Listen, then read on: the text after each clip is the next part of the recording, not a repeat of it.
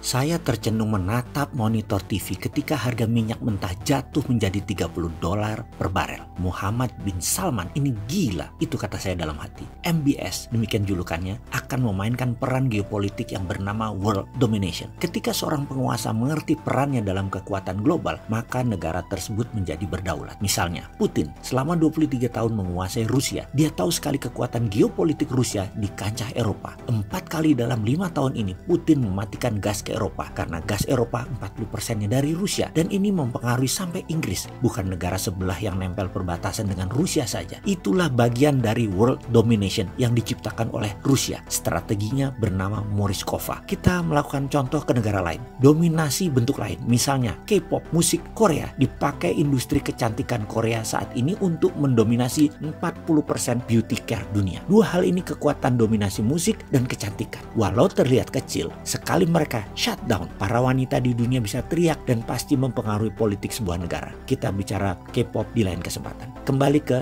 MBS. Dalam sebuah negosiasi OPEC dipimpin oleh MBS yang mempunyai kekuatan kira-kira 18 juta barel, bernegosiasi dengan negara non-OPEC dipimpin Rusia yang produksinya kira-kira 11 juta barel, ini menjadi diskusi menarik. Turunnya kebutuhan dunia, terutama kebutuhan Cina akan minyak karena industri di Cina kontraksi turun hingga 30% akibat efek corona yang membuat minyak over supply. Juga efek corona yang belum tahu kapan berakhirnya. Ini membuat industri dalam jangka menengah turun. Rusia non-OPEC diajak menurunkan produksi agar minyak dunia harganya stabil di atas. Rusia menolak dan berkata, Saudi aja yang turunin produksinya. MBS ngamuk. Negosiasi 2 hari deadlock. Dibanting harga minyak oleh Saudi turun hingga 30% ke harga $36 per barel. Dunia geger. Dalam 2 hari bursa dunia merah turun. Lalu apa analisa kita? Saya menatap apa yang Amerika lakukan. Trump tidak komentar tuh, dia hanya komentar virus corona 2 hari ini. Bagi saya, tidak mungkin MBS bergerak tanpa go ahead dari Amerika. Harga minyak $30,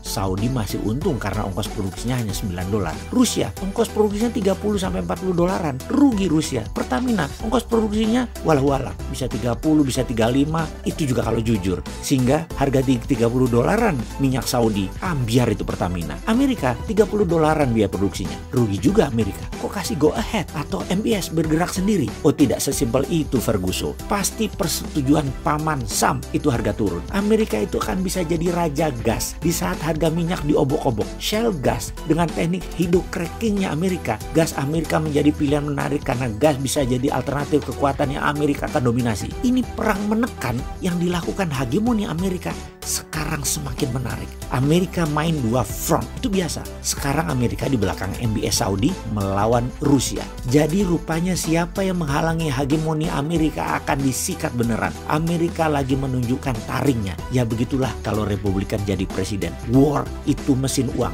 Hegemoni Amerika kalau ditantang, dibikin bubrah semua penantangnya. Efeknya, dunia saat ini diambang resesi. Ekonomi Indonesia yang 60% mengandung unsur Cina terkontraksi. Kalau dalam 2 bulan ke depan Cina masih lockdown dan Indonesia masih tidak bisa impor barang dari Cina dan tidak bisa ekspor barang ke Cina, Indonesia bisa belangsak. Indonesia ekspor ke Amerika gimana? Kan sudah dicoret Indonesia sama Amerika nggak jadi mitra dan tidak jadi global supply chain hegemoni lagi. Sudah bukan konco lagi seperti zaman SBY. Sudah tidak jadi negara berkembang lagi. Jadi mahal barang Indonesia di Amerika. Masa lupa Amerika sudah jadi mantan. Kita kan sekarang genit-genit miring ke Cina. Gimana sih? Saya suka bingung sama Indonesia. Jaga jarak sama Amerika tapi masih pakai dolar, masih pakai IMF, masih perlu dolar. Aneh ya. Pro Cina tapi nggak dapat juga bagian dari supply chainnya Cina. Bahkan sama Cina itu diincir-incir kayak main sama lonte. Sama Cina itu dipacarin enggak, dikawin enggak. Sama Amerika dulu mesra, pacaran, sekarang sudah diputus. Jadi ya Indonesia itu you are on your own, sendiri lagi, sepi lagi, jomblo lagi. Kasihan ya.